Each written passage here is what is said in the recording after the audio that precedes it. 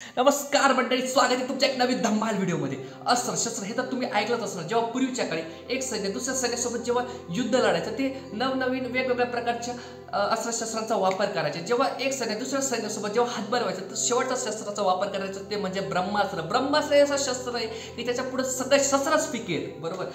आजच्या काळात सुद्धा तो ब्रह्मास्त्राचा वापर केला जातो, तो म्हणजे रेफरन्स. रेफरन्स हा शब्द किती छोटा आहे, पण त्याच्यामध्ये इतकी पावर आहे, इतकी ताकद आहे, इतकी क्षमता आहे. तो शब्द काहीही करू शकतो.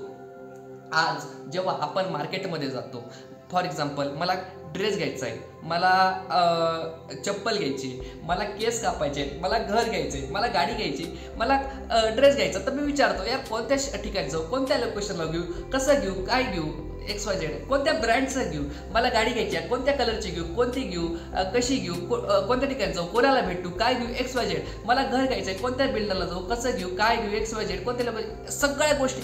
साधं मला जेवण जरी करायचं राहिलं ना, तरी मी दोनदा विचारतो यार मला जेवण करायचं इथं कोणतं बेस्ट आहे, कोणत्या ठिकाणी जाऊ, काय खाऊ तिथं गेल्यावर, या सगळ्या गोष्टी XYZ आपण 10 जणांना विचारतो, मग फायनल डिसिजन घेतो, मग तिथं जातो. म्हणजे विचार करा, इतकी पॉवर आहे या रेफरन्समध्ये. आणि याच रेफरन्सचा वापर करून आज मोठमोठे लोक आज बिझनेस करत आहेत. फॉर एक्झाम्पल आज मोठमोठे जे स्कूल आहेत, आज मोठमोठे जे बिल्डर आहेत, ते कधीच स्वतःची जाहिरात करत नाही, कधीच स्वतःची ॲडव्हर्टाइजमेंट करत नाही. ते फक्त रेफरन्स थ्रूच आपलं सगळा बिझनेस ऑपरेट करत असतात. आज पाहायला गेलं मोठमोठ्या ज्या कंपन्या आहेत, ते सेलची टीम बसवतात, मार्केटिंगची टीम बसवतात. सेलची टीम आता पूर्वीच्या काळी आताच्या काळी काय होतं, पूर्वी विकणारे फार कमी होते, पण ते विकत घेणारे फार जास्त होते. आजच्या काळात पाहायला गेलं तर विकणारे फार जास्त झाले, पण विकत घेणारे फार कमी.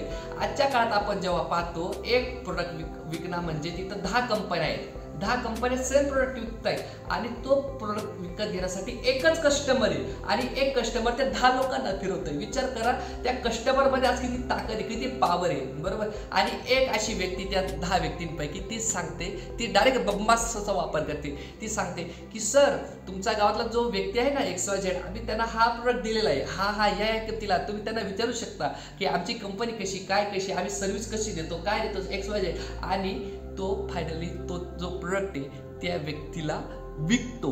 म्हणजे विचार करा, इतकी पॉवर आहे त्या रेफरन्समध्ये. आणि त्या रेफरन्सचं आज लोकांनी नाव केलं रेफरन्स मार्केटिंग. आज हा आपण शब्द ऐकतो, आज आपल्या कानावरती तो शब्द पडतो. Reference marketing, reference marketing, reference marketing, reference marketing इतका फेमस झालेला आहे ना फार. त्यालाच आपण म्हणतो वर्ड ऑफ माउथ. ते तर सोडा, साधं लग्न जरी जुळवलं म्हटलं ना, तरी तिथं आपण 10 जणांना जाऊन विचारतोय, ते तुमच्या गावातली जी व्यक्ती आहे ना, ती जी मुलगी आहे ना, तो जो मुलगा आहे, ती कशी आहे हो, कसं आहे हो, त्यांचा स्वभाव किती कमवतात होते, कसं आहे हो, काय हो, XYZ. 10 जणांनी थोडा 1-2 जणांनी जरी थोडा निगेटिव्ह फीडबॅक दिला ना, तरी ते लग्न जुळलं म्हणजे फार तिथं मुश्किल काम होऊन जातं. इतकी पॉवर त्या रेफरन्स शब्दामध्ये. म्हणजे रेफरन्स हा शब्द असा आहे, तो काहीही करू शकतो. 2 जीवांना एका बंधनात जुळू शकतो, इतकी ताकद आहे त्या रेफरन्समध्ये. बरोबर. मंडळी, ते तर सोडाच. साधा आपण युट्यूबवरचे एखादी व्हिडिओ जरी पाहतो ना, ते तुम्हाला शेवटपर्यंत अटकून ठेवतात. ते काय सांगतात, हा व्हिडिओ शेवटपर्यंत बघा, शेवटी आम्ही तुम्हाला हे सांगू. बरोबर.